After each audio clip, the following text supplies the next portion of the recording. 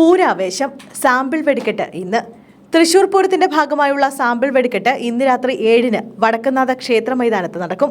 തിരുവമ്പാടി വിഭാഗമാകും വെടിക്കെട്ടിന് ആദ്യം തിരികൊളുത്തുക. അതിനുശേഷം പാറമേക്കാവും വെടിക്കെട്ടിന് തിരികൊളുത്തും.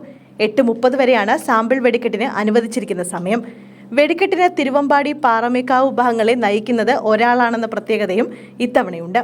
തൃശൂർ പൂരത്തിന്റെ നൂറ്റാണ്ടുകൾ നീണ്ട ചരിത്രത്തിൽ ആദ്യമായാണ് തിരുവമ്പാടിയുടെയും പാറമേക്കാവിന്റെയും വെടിക്കെട്ട് ചുമതല ഒരാൾ തന്നെ ഏറ്റെടുക്കുന്നത്. തൃശൂർ മുണ്ടത്തിക്കോട് സ്വദേശി PM സതീഷിനാണ് ഇരുവിഭാഗത്തിന്റെയും വെടിക്കെട്ട് ചുമതല. നിലയമിട്ടുകൾ, ബഹുവർണ്ണമിട്ടുകൾ, ഗുണ്ട്, കുഴിമിന്നി, ഓലപ്പടക്കം തുടങ്ങിയവയെല്ലാം വെടിക്കെട്ടിലുണ്ടാകും. സാമ്പിൾ വെടിക്കെട്ടിനായുള്ള ഒരുക്കങ്ങൾ തേക്കിൻകാട് മൈതാനിയിൽ അവസാന ഘട്ടത്തിലാണ്.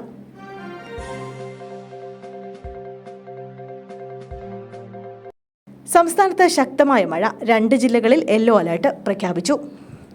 സംസ്ഥാനത്ത് അടുത്ത 5 ദിവസം ശക്തമായ മഴയ്ക്ക് സാധ്യതയെന്ന് കാലാവസ്ഥാ നിരീക്ഷണ കേന്ദ്രം. ഏപ്രിൽ 18, 19 ദിവസങ്ങളിൽ കോഴിക്കോട്, വയനാട് ജില്ലകളിൽ യെല്ലോ അലർട്ട് പ്രഖ്യാപിച്ചു.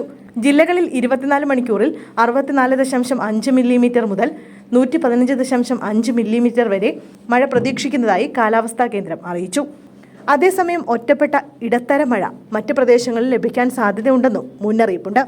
തിരുവനന്തപുരം മുതൽ കാസർഗോഡ് വരെ എല്ലാ ജില്ലകളിലും നേരിയ ഇടത്തരം മഴ നാളെയും മറ്റന്നാളും ലഭിക്കാൻ സാധ്യതയുണ്ടെന്നാണ് സംസ്ഥാന കാലാവസ്ഥാ വകുപ്പിന്റെ അറിയിപ്പ്. ഇതിനോടൊപ്പം സംസ്ഥാനത്ത് താപനില മുന്നറിയിപ്പ് തുടരുന്നുണ്ട്. ഇന്ന് 11 ജില്ലകളിലാണ് താപനില ഉയരുന്നതിൽ യെല്ലോ അലർട്ട് പ്രഖ്യാപിച്ചത്. മുന്നറിയിപ്പുള്ള ജില്ലകളിൽ സാധാരണയേക്കാൾ 2 മുതൽ 4 ഡിഗ്രി സെൽഷ്യസ് വരെ താപനില ഉയരാനാണ് സാധ്യത.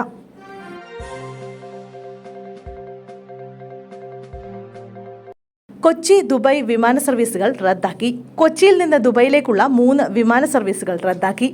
UAE പ്രതികൂല കാലാവസ്ഥയെ തുടർന്നാണ് വിമാനങ്ങൾ റദ്ദാക്കിയത്. കനത്ത മഴയിൽ റൺവേയിൽ വെള്ളം കയറിയതിനെ തുടർന്ന് ദുബായ് വിമാനത്താവളങ്ങൾ ഇറങ്ങേണ്ട വിമാനങ്ങൾ തിരിച്ചുവിട്ടു. പ്രതികൂല സാഹചര്യം മെച്ചപ്പെടുത്തുന്നതുവരെ അടുത്തുള്ള ലഭ്യമായ എയർപോർട്ടിലേക്ക് വിമാനങ്ങൾ തിരിച്ചുവിടുമെന്നാണ് അറിയിച്ചിട്ടുള്ളത്.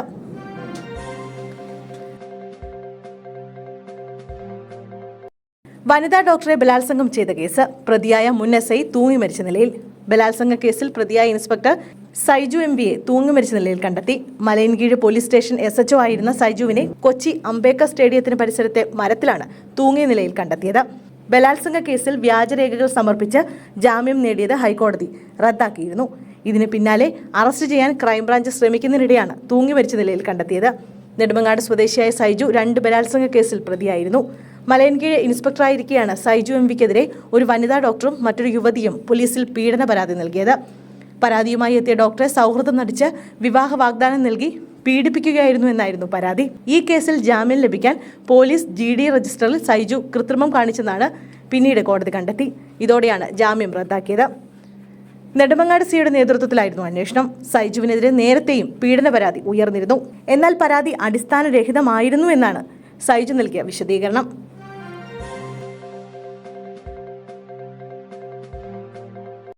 സംസ്ഥാനത്ത് ഇനി ഡബിൾ ഡെക്കർ തീവണ്ടിയും. പരീക്ഷണോട്ടം ഇന്ന്. കോയമ്പത്തൂർ KSR ബംഗളൂരു ഉദയ് എക്സ്പ്രസ് പാലക്കാട്ടേക്ക് നീട്ടുന്നതിന്റെ പരീക്ഷണോട്ടം ഇന്ന് നടക്കും. കോയമ്പത്തൂരിൽ നിന്ന് പൊള്ളാച്ചി വഴിയാകും യാത്ര. രാവിലെ 8-ന് കോയമ്പത്തൂരിൽ നിന്നും പുറപ്പെടുന്ന ഉദയ എക്സ്പ്രസ് 10:45-ന് പാലക്കാട് ടൗണിലും 11:05-ന് പാലക്കാട് ജംഗ്ഷനിലും എത്തും. തിരികെ 11:35-ന് പുറപ്പെട്ട് 2:40-ന് കോയമ്പത്തൂരിലെത്തി പരീക്ഷണോട്ടം അവസാനിപ്പിക്കും. റെയിൽവേയുടെ ഉദയ് എക്സ്പ്രസ് സീരീസിലെ ആദ്യ double decker AC chair car തീവണ്ടിയാണിത്. ട്രെയിനിന്റെ സമയക്രമത്തിൽ തീരുമാനമായിട്ടില്ല. ദക്ഷിണ റെയിൽവേയുടെ സേലം, പാലക്കാട് ഡിവിഷനുകൾ ചേർന്നാണ് പരീക്ഷണോട്ടം നടത്തുന്നത്.